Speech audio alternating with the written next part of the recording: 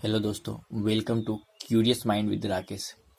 आज हम लोग हैं जो नंबर सिस्टम के सबसे महत्वपूर्ण फैक्ट है विभाज्यता का नियम, उसको सीखेंगे कैसे होता है, कैसे ये एग्जाम के पॉइंट ऑफ व्यू से बहुत ही इंपॉर्टेंट फैक्टर है। तो चलिए हम जानते हैं विभाज्यता का नियम। तो सबसे पहले हम लोग जानेंगे दो से विभाज्यता का नियम। ठीक है, कहता है यदि किसी संख्या की इकाई अंक 0, 2, 4, 6 या फिर 8 रहेगा तो वह संख्या 2 से पूर्णतः विभाजित होगा। यानी कि यदि किसी नंबर का इकाई अंक यानी पहला नंबर 2 रहे, जैसे नंबर का इकाई अंक क्या है 2 है, इसका इकाई अंक क्या है 6 है, इसका इकाई अंक क्या है 0 है, यानी कि किसी भी नंबर के इकाई अंक 2 रहे, 4 रहे, 6 रहे, 8 रहे या 0 रहे तो वह संख्या 2 से पूर्णतः विभाजित होगा। ठीक है दोस्तों, तो ये था 2 के विभाज्यता का नियम। आगे जानते हैं 3 का विभाज्यता का नियम। तो 3 का विभाज्यता का नियम यह है यदि किसी संख्या के सभी अंकों का योग, यदि किसी संख्या के सभी अंकों की योग 3 से विभाजित होगा, यानी कि सभी अंक को जोड़ देंगे तो वह संख्या भी 3 से पूर्णतः विभाजित होगा। जैसे एग्जाम्पल 7, 5, 6, 8, 4 ये एक संख्या है। इस संख्या के सभी अंकों को हम जोड़ लेंगे, जैसे 8, जैसे 4, 8, 12, 12, 6, 18, 18, 5, 23, 23, 7, 30। यदि ये 30 को जोड़ देने के बाद 3 से पूर्णतः विभाजित है, यानी कि यह संख्या क्या है 3 से विभाजित है कंप्लीटली। ये संख्या 3, ये 3 का विभाज्यता का नियम होगी। ठीक है, अगला है 4 से विभाज्यता का नियम। ठीक है दोस्तों, 4 से विभाज्यता नियम कहता है कि यदि कोई संख्या के दहाई और इकाई अंकों से मिलकर बने संख्या 4 से पूर्णतः विभक्त होगा तो वह संख्या भी 4 से विभाजित होगा। फॉर एग्जाम्पल समझते एग्जाम्पल से, इकाई और दहाई एक मान संख्या है 978182 संख्या है।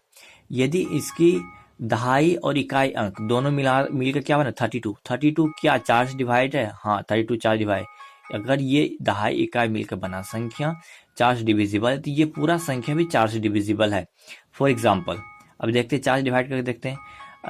9 से इसको 4 डिवाइड करेंगे, 4 2 8, 17, 4 चौके 16, यहाँ पे 1 बचा 18, 4 चौके 16, यहाँ 2 बचा 21, 4 पच्चे 20, 13, 3 चौके 12, फिर 1 और 2 12, 3 चौके 12, यानी ये संख्या 4 से विभाजित। तो हम लोग उतना चेक नहीं करेंगे, सिर्फ 2 अंक पता कर लिए 32 4 डिविजिबल, यानी कि ये पूरा संख्या क्या है 4 से डिविजिबल है। उसी प्रकार 8 से विभाज्यता का नियम देखेंगे। ठीक है दोस्तों, जैसे यदि 8 से विभाज्यता का नियम कैसे चेक करेंगे, यदि किसी संख्या के सैकड़ा, दहाई और इकाई अंक मिलकर बनी संख्या 8 से विभाजित होगा तो वह संख्या 8 से पूर्णतः विभक्त होगा। फॉर एग्जाम्पल यहाँ पे क्या कहा है सैकड़ा, दहाई, इकाई, तो हम किसी भी नंबर के सैकड़ा, दहाई और इकाई अंक पर ध्यान देंगे। देखिए इकाई, दहाई, सैकड़ा, ये है सैकड़ा, ये है दहाई और इकाई, यानी ये 3 अंकों से मिलकर जो बना संख्या है ये यदि 8 से डिविजिबल है तो ये पूरा संख्या क्या होगा 8 से डिविजिबल होगा। तो सबसे पहले चलिए ये 4 अंक चेक करते हैं क्या है 8 से डिविजिबल है कि नहीं है। तो 8 पचे 40, ठीक है दोस्तों, 8 पे 40 हो गया, 16 बच गया। ठीक है, यहाँ 6 है 16 हो गया और 8 दूनी 16, यानी कि ये पूरा संख्या जो है अगर ये 4 अंक हम सिर्फ चेक किए 8 से डिविजिबल है तो ये पूरा संख्या क्या है, ये पूरा संख्या भी 8 से डिविजिबल है। ठीक है दोस्तों, अगला हम देखते हैं विभाज्यता के नियम। नेक्स्ट विभाज्यता के नियम और 9 से विभाज्यता के नियम देखेंगे। ठीक है दोस्तों, तो 9 से विभाज्यता का नियम क्या है कि यदि किसी संख्या के सभी अंकों का योग, ठीक है, सभी अंकों का योग यदि 9 से विभाजित है तो वह संख्या भी 9 से पूर्णतः विभाजित होगा। तो ये संख्या सेम संख्या कैसे होगा, ये संख्या सेम संख्या जो होगा 3 के नियम के जैसा ही संबंधित है। ठीक है दोस्तों, सभी अंकों को जोड़ने का बाद जो है वो संख्या, जैसे कि 36 18 हम एक नंबर ले लेते हैं। ठीक है दोस्तों, 36 18 इस सभी अंकों को जोड़ते हैं 8 1 9, 9 6 15, 15 3 18, ये सभी अंक जोड़े 18, ये क्या 9 से पूर्णतः डिविजिबल है, यानी कि सभी अंकों को जोड़ के चेक कर लिए 9 से तो वो संख्या क्या हो गया पूर्णतः विभाजित हो गया। ठीक है, उसी प्रकार 11 से विभाज्यता का नियम देखते हैं। यदि दी गई संख्या 11 से तभी विभक्त होगी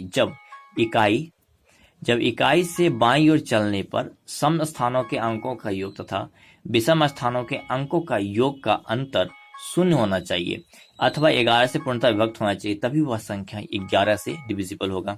चलिए कोई एक नंबर लेते हैं, उसे समझते हैं कि 11 से विभाज्यता का नियम कैसे पता करें।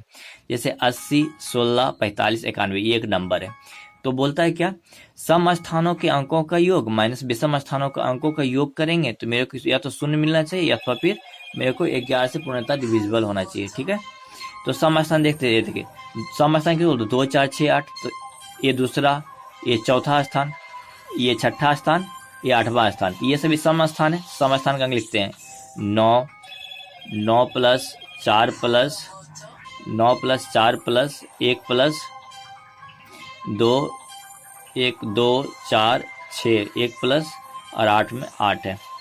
इन सभी अंकों का योग करेंगे, माइनस करेंगे, सम स्थान विषम स्थान अंक 1 प्लस 5, 1 प्लस 5 प्लस यहाँ 6, 6 के बाद क्या है 0।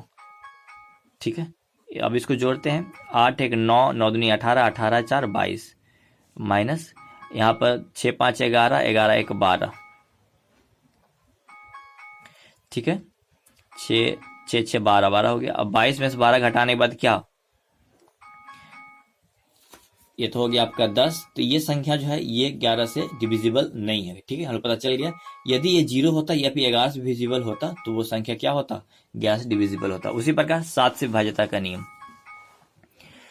कहता है, यदि किसी संख्या के इकाई संख्या छोड़कर यदि किसी संख्या इकाई संख्या को छोड़कर शेष सभी बची संख्या इकाई का दुगना घटाने से शेष बची संख्या 7 से पूर्णतः विभाज्य होगा।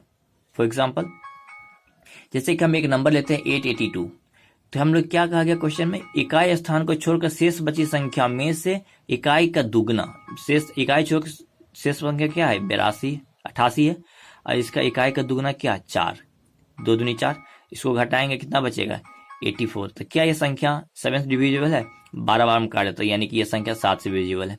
ठीक है दोस्तों, यही था विभाज्यता का नियम। Thanks for watching.